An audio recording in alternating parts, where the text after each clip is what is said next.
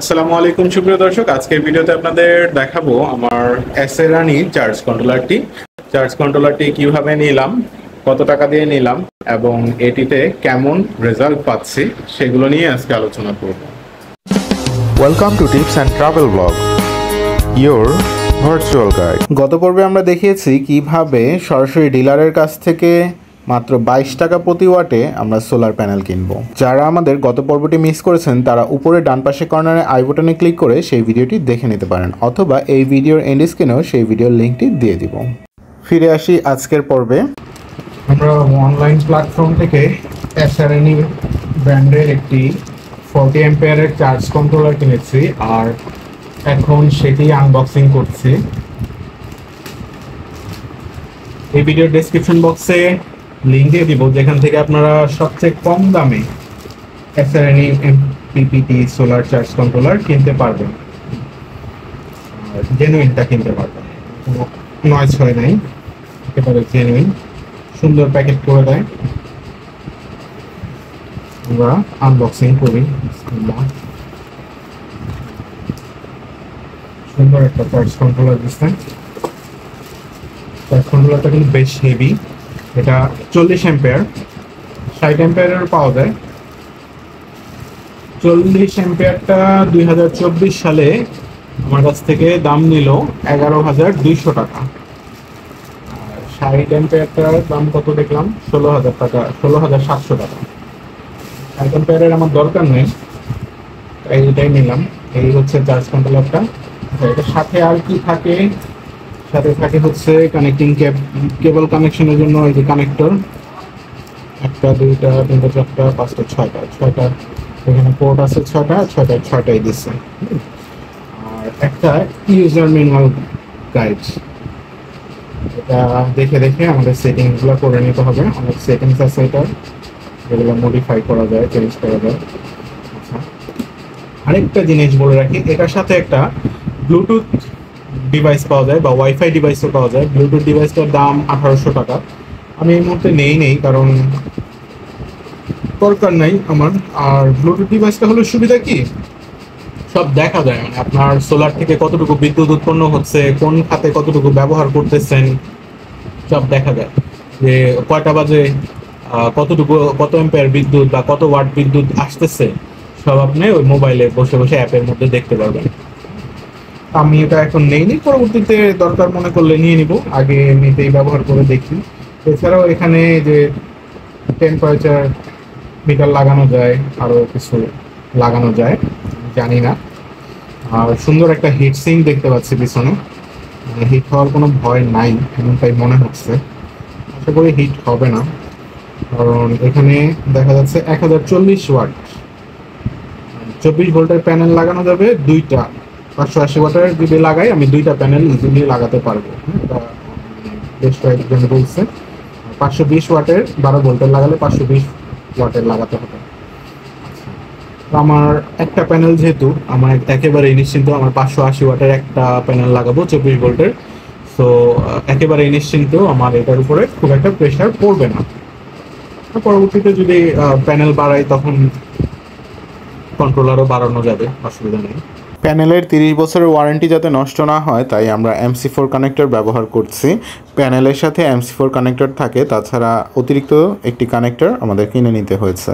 MC4 কানেক্টরের সাথে কিভাবে সোলারের তার বা প্যানেলের সংযোগ করে সেটি নিয়ে আমাদের চ্যানেলে আলাদা একটি ভিডিওই রয়েছে। দেখতে হলে উপরে ডান পাশে কর্নারে আই বাটনে ক্লিক করুন, অথবা এই ভিডিওর এন্ড স্ক্রিন বা ডেসক্রিপশন বক্স থেকেও দেখে নিতে পারেন।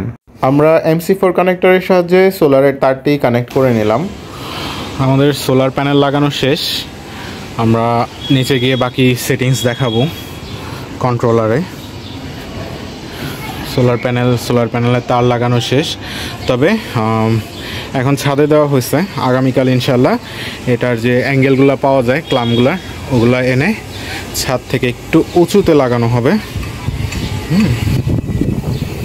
এখন এটা রিক্সে আছে, জোরে বাতাস ছাড়লে উড়ে যাতে না যায় এই জন্য বেঁধে রাখছি, কিন্তু এই বাঁধন তো আর কাজে দেবে না, এটা ছাদে ফিক্সড করে লাগাতে হবে। আমরা একটা করে করতেছি, নিজে করতেছি, এই জন্য আর কি ক্লামটা আনতে ভুলে গেছি, ক্লাম আনতে হবে। কিন্তু অনেক হাইটে আসছে, আমরা 8 তলার উপরে এখন। এই হচ্ছে সোলার প্যানেল, আর এই হচ্ছে আজকে আকাশের অবস্থা। দেখতেই পাচ্ছেন আকাশটা কিন্তু বেশ মেঘলা, একেবারেই সূর্য নাই।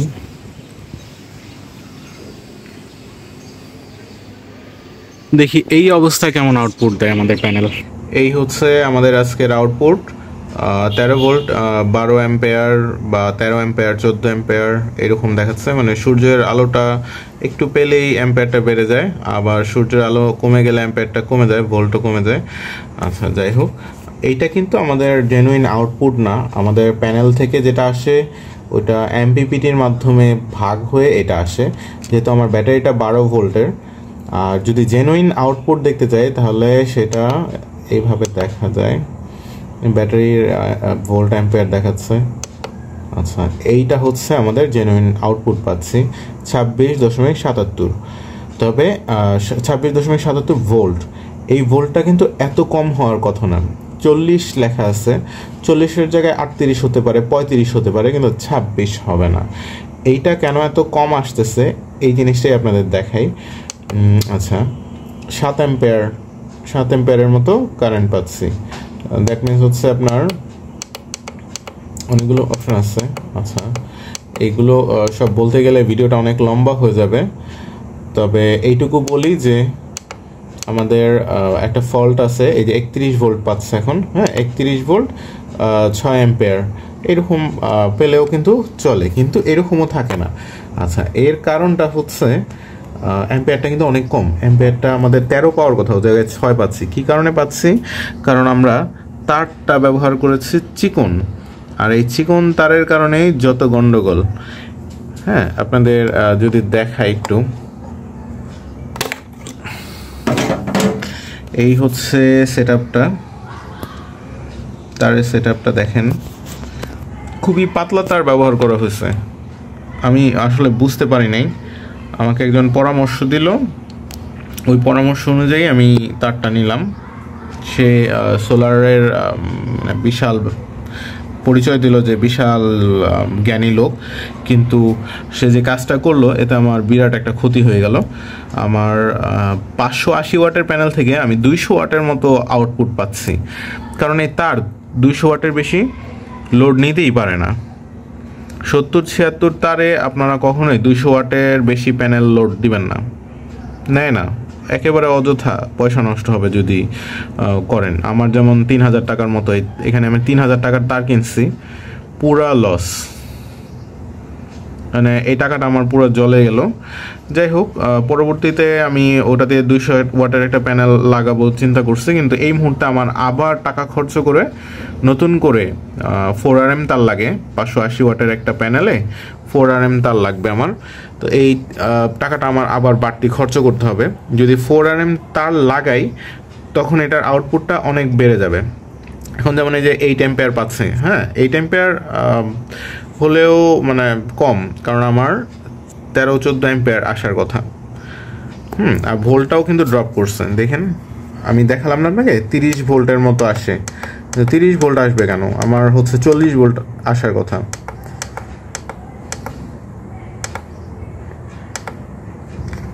এই যে এখানে 28 ভোল্ট দেখাচ্ছে। হ্যাঁ, সো এই জিনিসগুলা খেয়াল রাখতে হবে। আমার মতো ভুল আপনারা করবেন না, যাতে তার পাতলা নিলেন পরে আবার দেখা গেল ডবল ডবল খরচ হয়, এটা করা যাবে না। তারটা কিন্তু মোটাই নেওয়ার চেষ্টা করবেন। আমার লাগবে 4RM, তা আমি 4RM, আমার যে দোকান থেকে প্যানেল নিচ্ছি ওখানে বললো যে 6RM নিলে আপনি 2টা প্যানেল ইউজ করতে পারবেন, বাট একটা প্যানেলের জন্য মিনিমাম আপনার 4RM নিতে হবে। মানে একটা প্যানেলে 3RM লাগে, কিন্তু 3RM তার তো আর আপনি পাবেন না, 4RM নিতে হবে। বন্ধুরা, আজকের মতো আর কথা বাড়াবো না, আমি এখানে বিদায় নিব। আর পরবর্তী ভিডিওতে দেখাবো যে 6RM তার লাগানোর পরে আমার আউটপুটটা কতটুকু বাড়লো। হ্যাঁ, কারণ এখন তো আউটপুটটা অনেক কম, আমি 200 ওয়াটের মতো আউটপুট পাচ্ছি। 580 ওয়াটের একটা প্যানেলে ওরা বলে দিচ্ছে যে মিনিমাম 550 ওয়াট আউটপুট পাবো আমি। তো সেই জায়গায় 200 ওয়াট পাওয়া মানে আমার বিরাট লস। তার মাঝে চার্জ কন্ট্রোলার যদি এত দামি ব্যবহার করে থাকি, হ্যাঁ, আমার চার্জ কন্ট্রোলারটাই কিন্তু 11,200 টাকা। তো চলেন আমরা এবার দেখি যে আমরা চার্জ কন্ট্রোলারটা কীভাবে কিনলাম, কোত্থেকে কিনলাম, সেই ওয়েবসাইটের একটা ডিটেলস দিই আপনাদেরকে। হ্যাঁ, প্রথমেই আমরা আমাদের কাঙ্ক্ষিত চার্জ কন্ট্রোলারটি গুগলে সার্চ দিয়ে নিব, যে কোনো ব্রাউজারে ঢুকে। এখানে সর্বপ্রথমে এসরানির যে ওয়েবসাইটটা আছে এটা চলে আসবে, বাট আমরা ওটাতে না গিয়ে অন্যান্য যে ওয়েবসাইটগুলো আছে এগুলোতে দামটা কম্পেয়ার করে দেখব। হ্যাঁ, যেমন আইপিএস বাজার দেখতে পাচ্ছি, বিডি টনিকটা 1 নম্বরে দেখতে পাচ্ছি। আচ্ছা, এই ধরনের যে ওয়েবসাইটগুলো আছে এগুলোতে কম্পেয়ার করব। আলি এক্সপ্রেসেও আছে এসরানি দেখতে পাচ্ছি, আরও কিছু জায়গায় দেখতে পাচ্ছি। এখান থেকে যেটাতে দামে কম পাবো সেখান থেকে আমি নিয়ে নেব। তো আমি প্রথমে আইপিএস বাজারে ঢুকি। আইপিএস বাজারে দাম দেখাচ্ছে 11,500 টাকা। তো এখানে দামটা দেখলাম। আরেক জায়গায় একটু দামটা দেখি, বিডি টনিক্সে। আমি মূলত বিডি টনিক্স থেকেই কিনেছি।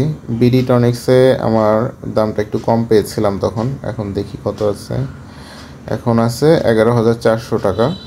দামটা ওঠানামা করে আমি কিনেছি হচ্ছে 11,200 টাকায়। এরই মাঝে দাম 200 টাকা বেড়ে গেছে।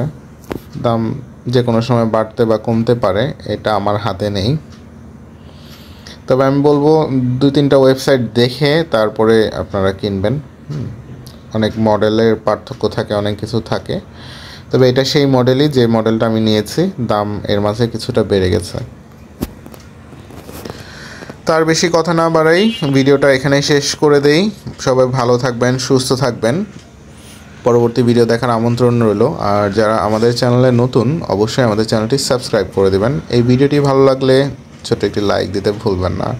আপনাদের প্রতিটি লাইক, কমেন্ট আমাদেরকে নতুন ভিডিও বানানোর অনুপ্রেরণা যোগায়। আর হ্যাঁ, আপনার যে কোনো প্রশ্ন বা মতামত অবশ্যই কমেন্ট করে জানাবেন। ভালো থাকবেন। আসসালামু আলাইকুম।